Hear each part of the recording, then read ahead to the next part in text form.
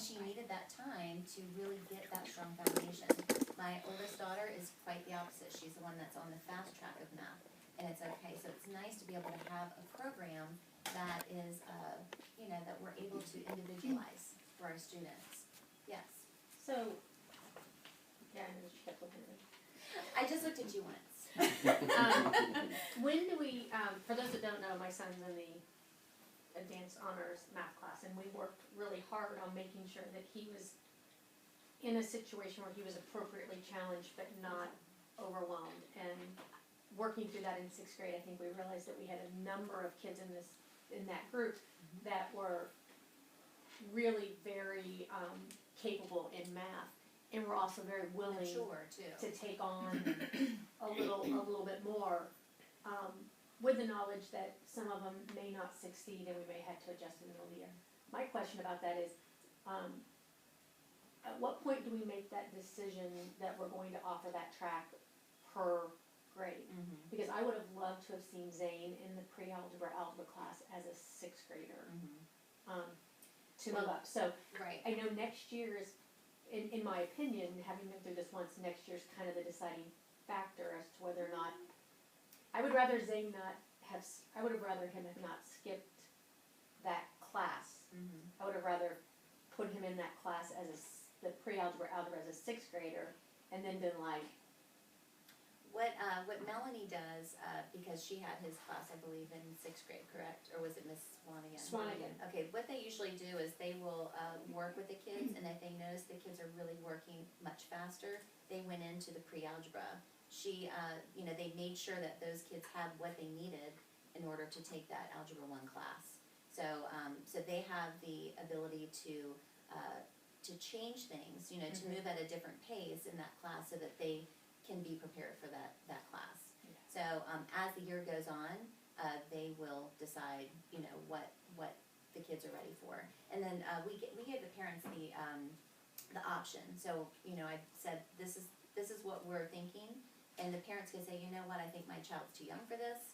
I think having one more year would be better for them, or they would say, yes, let's go for it. So, the math teachers are they work together very closely. All the teachers do. But they have, the ability to talk to each other, to look at ERB scores, to look at their, how mature they are in class, and all that, to see if they're prepared to take something like that. and as I understand it, Mrs. Heath is very pleased with that group of kids. Yeah. So next year they'll take geometry, high school geometry. Yeah, it makes Like, sense. how about it? That was not me. But anyway, so that's one thing. Some of the things, so the class change can be difficult for the kids because, like you said, they have 4 minutes to get from class to class. But the teachers work with them. We don't give them tardies, the first couple weeks, unless they're just hanging out in the hallway, chit-chatting. But the teachers go out in the hallway and move the kids on. The homework, sometimes it seems like it's more homework, but I think because it's a lot of different teachers giving the homework versus 2 teachers, do you think that's about accurate? Yeah, Yeah. because you get, it feels like a lot, but there's a little in a lot of classes. Mm-hmm. And then Yeah. it tends to add up sometimes if Yeah. it hits at the same time. Right. But then they can balance that out as they learn how to study Yes. schedule. One thing about 5th grade is all about learning processes. Yes. Yes. It's really not, I always say 5th grade's not an event. 5th grade is a process. Mm-hmm. And it's learning how to process different things, which they haven't had the opportunity to do before. Mm-hmm. And so part of that is, if for instance, you're at the beginning of a term, and you'll make an F on the test. In open grade book, you have an F in the class. Yeah, that my daughter. And everybody goes, That's enough right oh, now. oh, wait a minute, my child's fine, Yeah, it's the beginning of the term. yeah, And part of it for them, and for parents too, is to realize, okay, this is a process. mm-hmm. A test is not, a bad test is not the end of the world. It is instead part of the process. Mm-hmm. And a lot of times, you can make an F on the first test and get an A in class. Mm-hmm.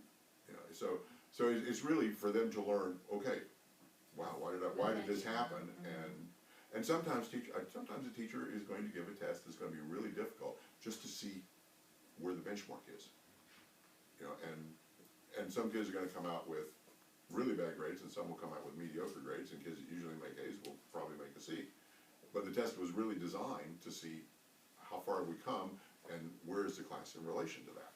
And can I, Yeah. as a parent, having gone through this before, the teachers go above and beyond to make sure the kids, if they do something like that, there are about 5 more added activities or things added in, or tests or quizzes or stuff to help the kids bring their grades up. And the teachers go above and beyond to help the kids be able to bring their grades up and Definitely. have other extra opportunities too.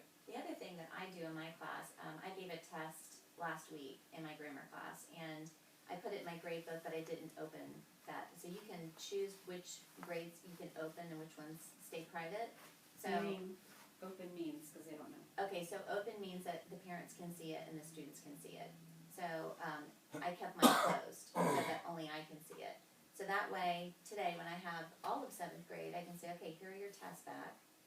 I want my kids to see it first so that they're not going home and their parents are like, what? And they're like, wait a minute, I don't know what you're talking about. So I promised them at the beginning of the school year when we started using open grade books that I would let them know before their parents, because really they need to own this. You know, the whole thing through middle school is, okay, we've got, you know, they've got the foundation of the lower campus, now we need to give them the foundation to deal with high school. You want them to become independent. I mean, that's huge. That's our goal, is to get our children to independently study, independently, you know, bring the things in that they need at school. There's not as much, I don't know, the communication, it's not as much communication as you get here with just the 2 teachers. The students become more responsible and say, hey, I need to bring this, like, for example, we have a special day planned for our campus. And I'm not telling you what it is, because it's a big secret. And I'm not gonna tell you when it's a secret, because it's a big secret. Huh? Logan, what is it, Mom? I know. What is Lauren it? tried to get me to tell her too. I'm like, you know what? I'm not telling you. But anyway, I she's was, like, I was working Mac this morning, Were I'm you? not telling you. I know. It's going to be wonderful, though. We're really excited about it. But the kids were told to bring a bag with a change of clothes in it. And they have to bring it to their homeroom with their name on it. And then when that day comes, they'll have whatever they need to change into. So we do send e-notices and all that kind of stuff, too. But this is something that, you know, they're learning to become independent. Yes. I would say I just interviewed some pre-K parents who didn't know this, and maybe you guys don't either, but they were like, what do they do when they get up there and there's no flag? Like, how do I know what's going on?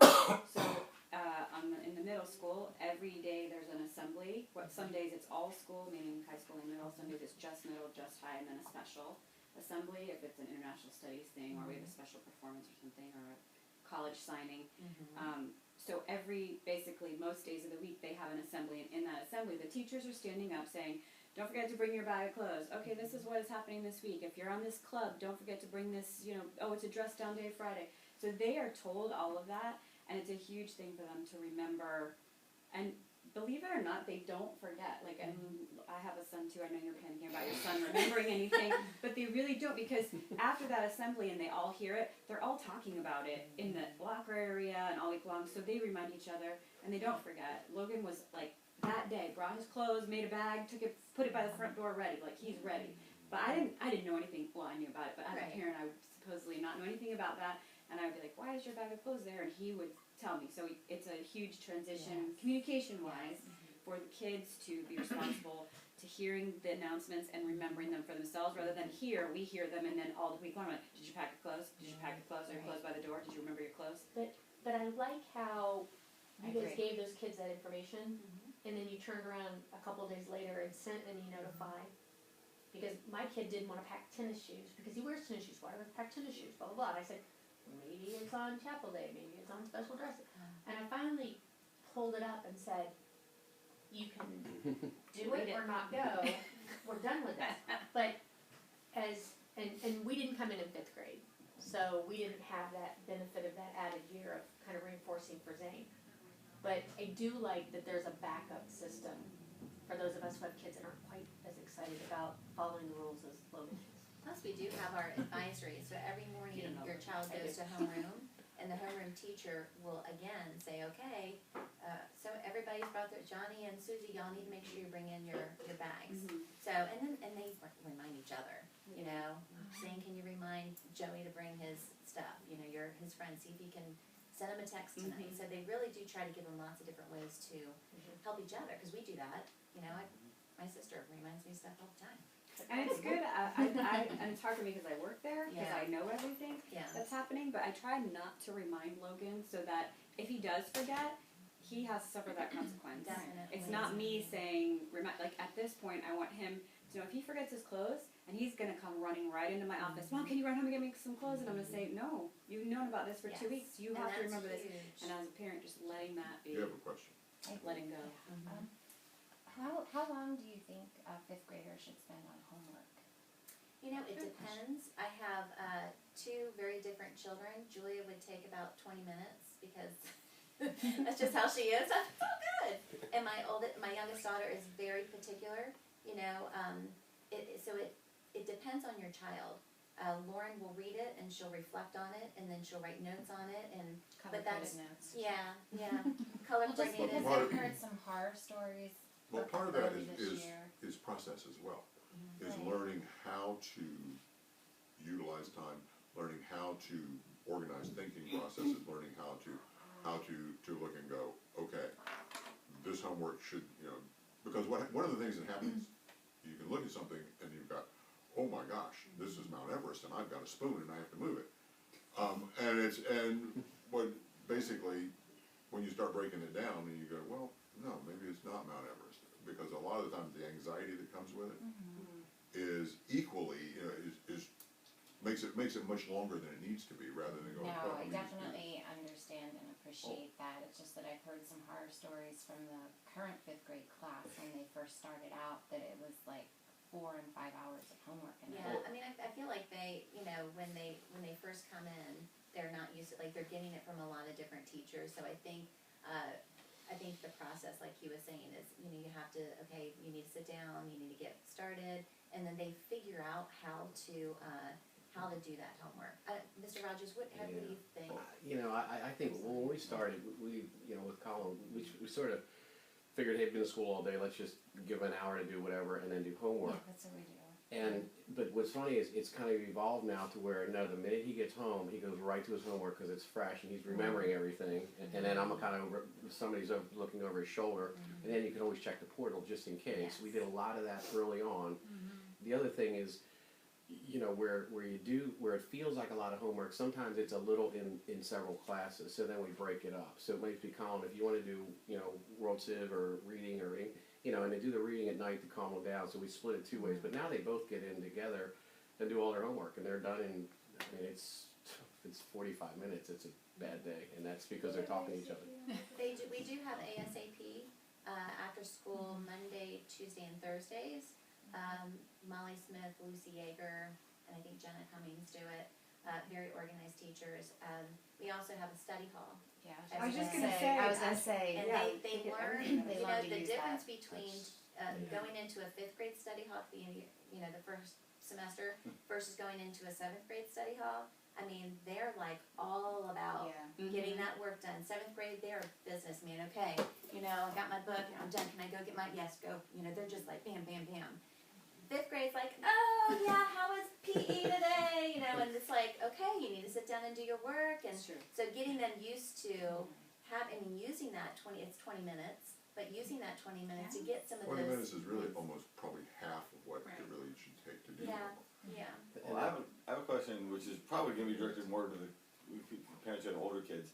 In third grade, it was like he'd do ASAP for an hour, then come home and we'd be like 3 hours fighting to do homework. And then this year is like he comes home and it's like, you having homework? He's like, I got it done. I'm like, is that the grade? Is that the maturity? Is that the kid? And how does fifth grade compare to the 2 grades that last? Yeah, Jill, it's funny you said that because I forgot about the study hall. But I actually had asked Holly at one point, like, is he get his work done? Because he sometimes doesn't come home and he's 10 minutes and he's done, but it's the 20 minutes, it's very efficient. He gets in there for 20 solid minutes and that's what they do. As a matter of fact, a couple weeks ago, I think during study hall they had extra intramural activities or Yeah. extracurricular. We gave them the choice though, which was